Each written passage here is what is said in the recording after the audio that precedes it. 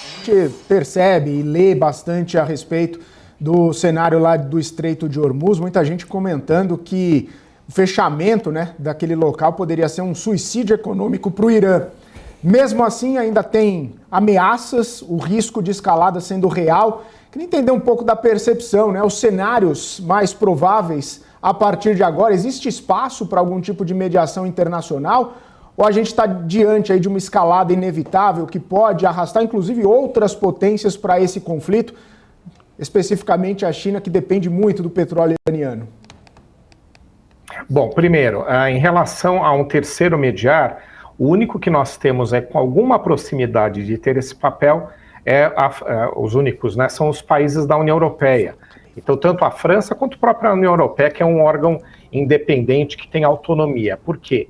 Porque a União Europeia conquistou, nos últimos anos, uma relação muito boa com o Irã em termos de construir um diálogo, em termos de construir uma proposta, né? Então, isso principalmente que a gente tem aí é apresentado pela Europa. Tanto é verdade que o único acordo que se chegou próximo de ser viável foi elaborado pela União Europeia, apoiado por aquela instituição, que foi aquele que chegou a ser assinado pelo Obama e depois cancelado na primeira gestão do Trump. Então, dali, talvez venha alguma composição. Os outros estados que se apresentaram para isso, Estados Unidos, até estava mantendo algum diálogo entre seus diplomatas iranianos, mas agora com o bombardeio, né, essa posição se desfez. A Rússia, porque o Irã considerava que a Rússia daria um apoio efetivo, né, ao seu país, e a Rússia não está em condições de estar com conflito com a Ucrânia, então também não pode ter esse papel, então compete à União Europeia, mas algo remoto neste momento. Agora, em relação ao Estreito de Hormuz, né, e vocês têm uma programação muito voltada para a economia, é sim uma região de atenção especial.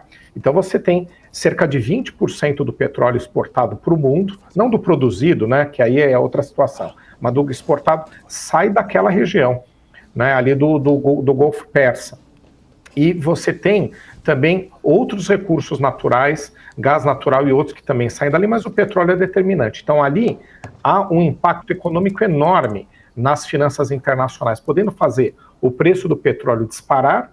E no caso brasileiro, como a gente sabe que já há uma pressão inflacionária, se houver uma subida aí do preço dos combustíveis abrupta, porque seria uma pressão inflacionária bem determinante por conta de uma subida relevante do preço do petróleo, a gente teria mais desafios ainda aqui para o caso do Banco Central, que já está desacelerando a economia com a Selic, justamente para combater a inflação que a gente tem aqui residual, né, relacionada aos problemas orçamentários do governo brasileiro.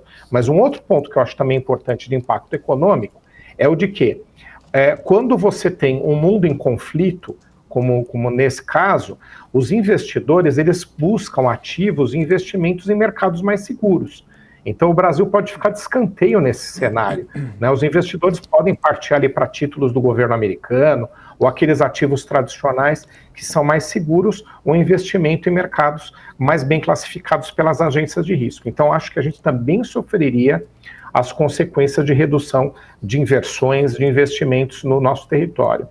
Mas se houver ali algum tipo de conflito que coloque em risco o governo iraniano, aqui já falando da chance deles fecharem o Estreito de Hormuz, sim, se o governo iraniano estiver em risco ou sem ferramentas outras para continuar nesse combate, pode sim partir para decisões extremas.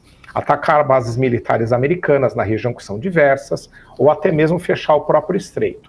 Se fechar o estreito, o Irã causa danos econômicos muito severos a si, porque também por lá sai boa parte do petróleo que eles produzem, causará um desgaste enorme com a China, que é a maior compradora do petróleo que sai ali da região, e vários outros problemas.